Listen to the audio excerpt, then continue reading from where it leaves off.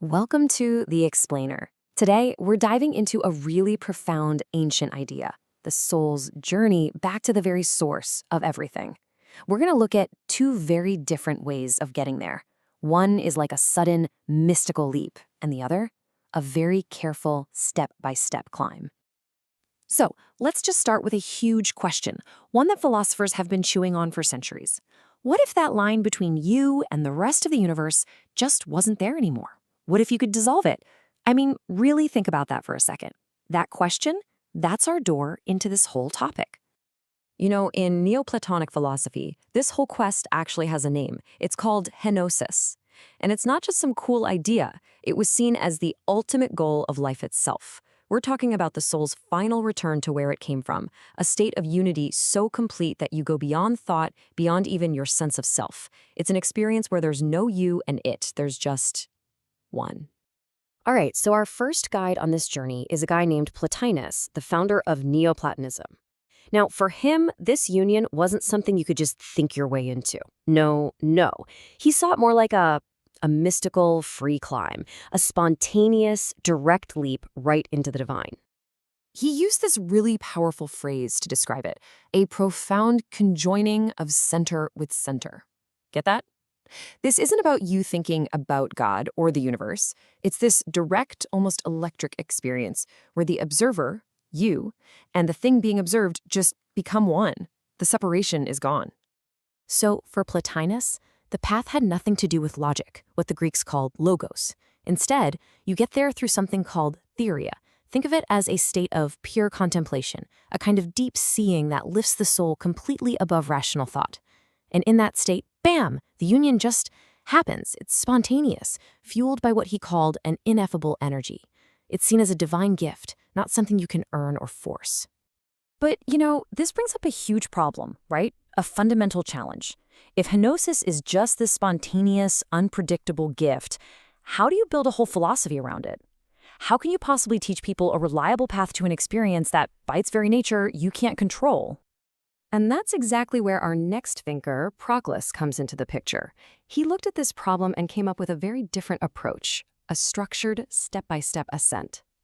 So if Plotinus's path was that mystical leap of faith, Proclus's was more like a planned mountaineering expedition, with a map, ropes, in the right gear. What Proclus did was introduce this cosmic hierarchy, basically a ladder leading up to the one. And to bridge that massive gap between us regular humans and the ultimate source, he introduced these things called henads. You can think of them as divine intermediaries. They're like the rungs on the ladder, making sure there are no impossible jumps on the way up. So, how do you actually climb this ladder? Well, the method was called theurgy, and this is a really crucial shift. Theurgy wasn't just philosophy. It was a set of practical, sacred rituals. The idea was that by performing these rites, you could literally align your own soul with the divine order of the universe. You were basically tuning yourself to the right frequency to receive that final gift of union. Okay, so we've got two different paths to get there, the leap and the climb. But what's it actually like when you arrive?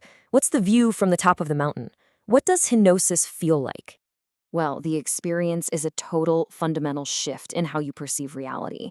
I mean, think about it. Normally, your soul is the seer, right? You're the observer looking out at the world.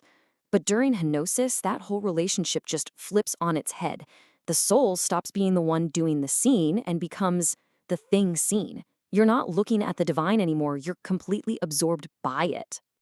And if you're imagining this as some quiet, blissed-out, passive state, think again. Plotinus was really clear about this. He said it's not a satiated torpor. It's an ecstatic dance of inspiration. It's an active, creative, buzzing state of being, where your soul is aligned with the very creative power that makes the universe exist in the first place. Okay, I know what you might be thinking. This is all some fascinating, ancient, mystical stuff, but what does it have to do with anything today? Well, the really cool thing is how much this ancient idea echoes in some very modern ways of thinking. Take a look at this. The ancient quest to understand the deep inner structure of reality, what you could call its ontological anatomy, it really mirrors the goals of modern systems theory.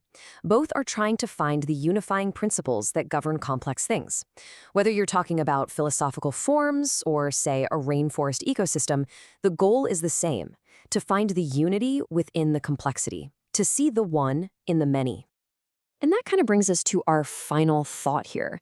Is this ancient journey toward Henosis just some interesting artifact of philosophical history? Or does it maybe point to something much deeper, something fundamental in us as humans?